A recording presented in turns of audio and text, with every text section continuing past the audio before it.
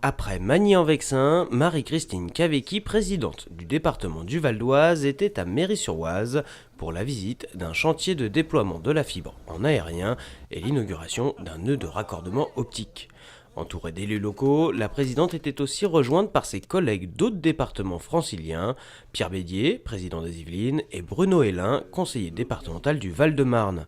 L'occasion de rappeler le rôle essentiel des départements menacés par le projet de réforme de la métropole du Grand Paris.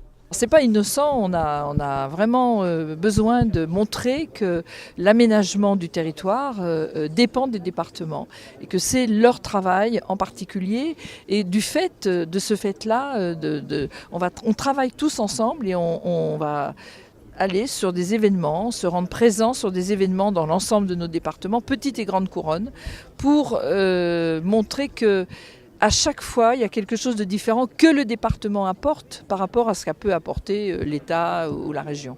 C'est le cas notamment du numérique. Dans le Val-de-Marne, pourtant très urbanisé, le département s'est également chargé de déployer la fibre optique dans sa partie la plus rurale. L'action des départements est très importante pour permettre aux Val-de-Marnais, aux Val-d'Oisiens, aux Yvelinois de pouvoir accéder au tout numérique. Mais comme je l'ai dit tout à l'heure dans mon discours, aussi aux entreprises de pouvoir s'y installer, de s'y développer et de créer de l'emploi également. Aujourd'hui, c'est en effet tout l'intérêt de l'action du département pour une solidarité départementale qui se manifeste ici, puisque tout le monde dans le département, dans les zones peuplées, mais aussi dans les zones beaucoup moins peuplées, bénéficiera du très haut débit.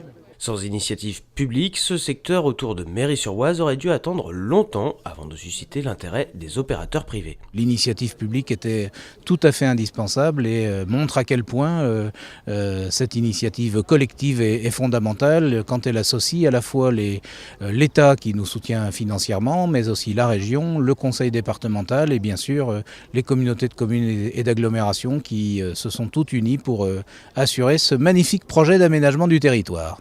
Avec cette nouvelle installation, Val d'Oise Fibre déploie un réseau de près de 300 km de fibre optique pour alimenter 14 communes, d'Attainville à Auvers-sur-Oise, en passant par Chauvry, Frépillon ou Valmondois.